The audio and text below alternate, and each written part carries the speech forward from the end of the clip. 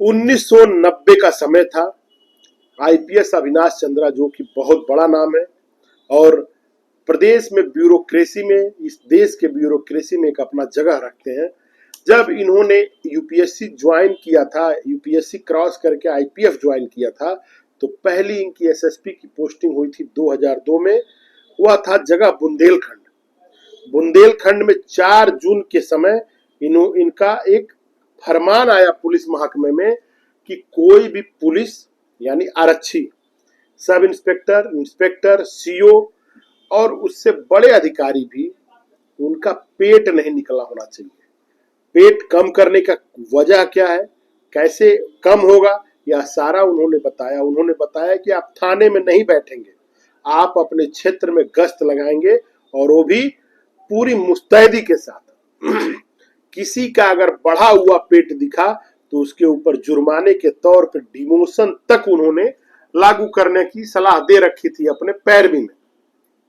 अब चूंकि वह बुंदेलखंड में 3 महीना ही रहे, लेकिन इस 3 महीने में कितने पुलिसकर्मी थे कि जो अपने पैंट को ले जाके दर्जी के पास छोटे कराते नजर आए और उन लोगों ने माना कि हमें गश्त करने से मेरा वजन कम हो गया है, हमारे फिटनेस में सुधार हो गई।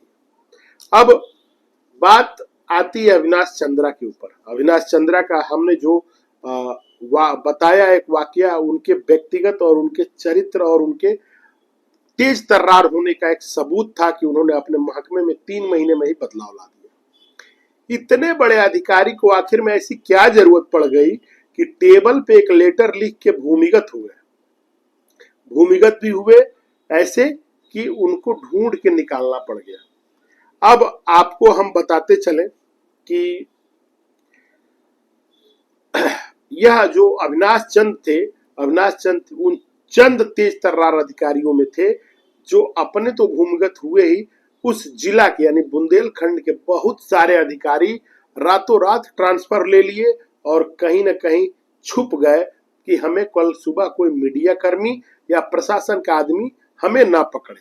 या उसको जैसे ही एक बात की जानकारी मिली कुछ अधिकारियों को, उन्होंने छुट्टी डाल के अपना वहां से बोरिया बिस्तर समेट ले गए बुंदेलखंड से। प्रणाम, मैं सुधीर शर्मा आपको आज एक ऐसी खबर के बारे में बताते जाता हूं कि आप सुन के दंग रह जाएंगे कि ब्यूरोक्रेसी में और राजनीतिक रसूख में कितना बल होता है। प्रणाम। बात बुलंदशहर की एक तहसील खुर्जा का है और समय था 3 मई 2002।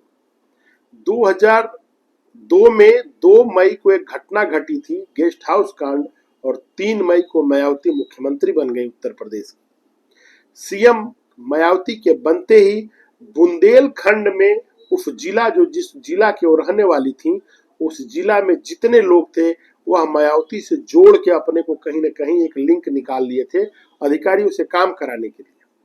उसी दौरान किसी ने बोला कि हमारे रूम में रही हैं, किसी ने बोला हम पढ़ाई पीरियड में उनके साथ रहे, कोई बोला मैं सहपाठी रहा हूं उनका, किसी ने बोला हम उनके साथ खेले हुए हैं। ऐसे लोगों ने, तहसील भर के लोगों ने अपना कहीं न कहीं लिंक निकाल के बैठे हुए थे और अधिकारियों को अपनी ये बात बताते थे अपना काम कराने के लिए। मैटर उस दिन का है कि मायावती के पिताजी जो थे वह खुर्जा के पास एक जंक्शन के पास एक मोचपुर गांव था, वहां उन्होंने मायावती के मुख्यमंत्री बनने के कुछ दिन पहले ही कुछ खेती की जमीन ले ली थी और वह वहां अक्सर किसान होने के नाते खेती के भूमि को देखने के लिए जाते थे। जब वह जाते थे तो अपने बुलोरो गाड़ी में वह अकेले और उनका ड्राइवर रहा करता था। बात है 8 अगस्त 2002 की। जो मायावती जी के पिताजी हैं वह अपने कार में बैठ के ड्राइवर के साथ अपने खेत को गए थे देखने के लिए, और खेत देख के लौट रहे थे तो खुर्जा जंक्शन से जब बढ़ते हुए आए तो खुर्जा थाने के पास बहुत बड़ा जाम लगा हुआ था। एक बस था, बस के आगे एक ट्रक थी और जाम था। वह ड्राइवर गाड़ी वहां पीछे रोक के ट्रक के पीछे खड़ा हो गया। जाम काफी देर तक लगा रहा तो ड्राइवर ने सोचा कि क्यों ना हम थोड़ा देख लें कि बाहर क्यों जाम लगा है। जैसे ही उसने गाड़ी की खिड़की खोली, पीछे से एक बहुत जोरों से एक वर्दीधारी बुलेट के साथ आया और ब्रेक मारते मारते बुलोरो के फाटक से लड़के गिर गया। जैसे ही वह गिरा, वह वहां पे खड़ी जनता थोड़ी सी हंसने लगी और यह हंसी उस वर्दीधारी को बहुत अंदर तक चुभ गया। कहा जाता है कि जो वर्दीधारी थे उनका नाम था सीपी सिंह, शैलेंद्र प्रताप सिंह। शैलेंद्र सिंह जो थे बहुत गुस्सैल स्वभाव के थे। ऐसे ही वो ऑटो वाले, रिक्शा वाले को बहुत मार मारते थे। लेकिन जब उस दिन वो बोलेरो से टकरा के गिर गए और लोगों ने उन पे हंस दिया तो उन्होंने अपना आपा खो दिया और वह ड्राइवर को बाहर खींच के लगे मारने। जब ड्राइवर को वह मार रहे थे उसी दौरान मायावती के पिताजी जो कि उसी गाड़ी में बैठे हुए थे अपना फाटक खोल के बाहर निकले। जैसे बाहर निकले, बाहर एक पान की दुकान पे बैठने वाला पान का व्यापारी मायावती के पिताजी को पहचान गया और बोला, ए दरोगा जी, ए दरोगा जी, आपको पता है आप किसको मार रहे हैं? आप जिसको मार रहे हो मायावती के पिताजी हैं। यह सुनते ही वह और आग बबूला हो गए। कहे कि खुर्जा में जिसको देखो वही मायावती का रिश्तेदार बन जा रहा है, वही मायावती के पिताजी बन जा रहा है।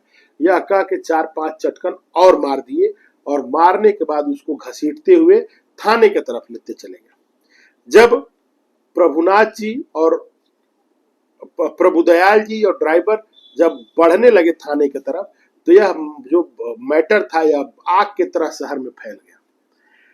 प्रभुदयाल जी के एक करीबी थे जो वहीं पास में एक हनुमान मंदिर के पास पीसीयू चलती थी जिनका नाम था बाबूलाल गौतम। वह दौड़ते हुए आए, उनके साथ सैकड़ों लोग थाने पे आ गए। बाबूलाल गौतम ने बताया कि यह मायावती के पिताजी हैं। अब सीपी सिंह को पता चल गया था कि हमसे कोई बड़ी गलती हो गई है।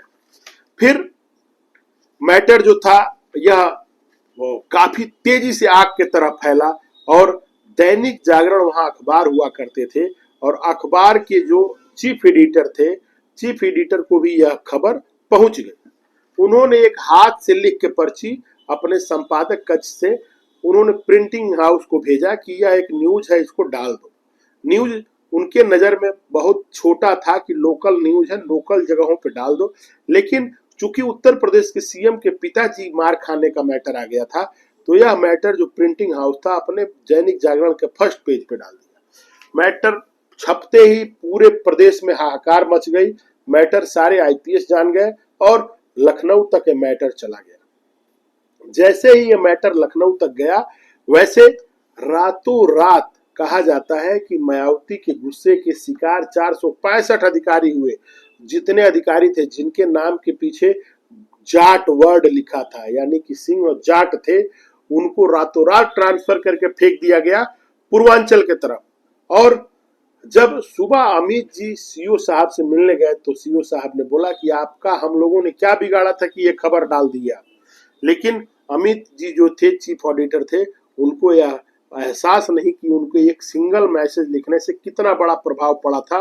और कहा जाता है कि उसी दिन जो आईपीएस थे उन्होंने अपने कक्ष में बैठ के एक लेटर अपने टेबल पे छोड़ के एक छुट्टी का लेटर डाल के और अंडरग्राउंड हो गए।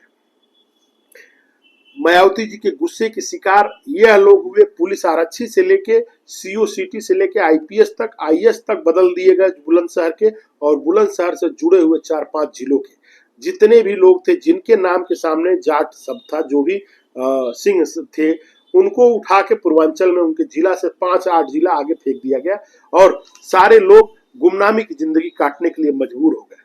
कहा जाता है कि सीपी सिंह जो थे वो भी अंडरग्राउंड हो गए थे। बाद में उनके ऊपर ड्राइवर जो था प्रभुदयाल उसने एफआईआर दर्ज कराया और उनको बहुत मुसीबतों का सामना करना पड़ा। लेकिन जब सरकार बदली तो उनके ऊपर से एफआईआर को हटाया गया और वह डीवाईएसपी रैंक से रिटायर्ड हुए और फिलहाल अभी अपने घर पे कुछ छोटा मोटा काम कर रहे हैं। कहने की बात यह है कि जो ब्यूरोक्रेसी होती है वह अगर यह घटना एक आम आदमी के साथ होता तो यह तो अन्याय था ना, अन्याय हुआ होता उस आम आदमी के साथ। लेकिन घटना जब अपने राजनीतिक रसूख के लोगों से हुआ और मायावती जी के अपने पिताजी के साथ यह घटना हुआ तो उसका परिणाम यह हुआ कि पूरा ब्यूरोक्रेसी को उलट पलट दिया गया।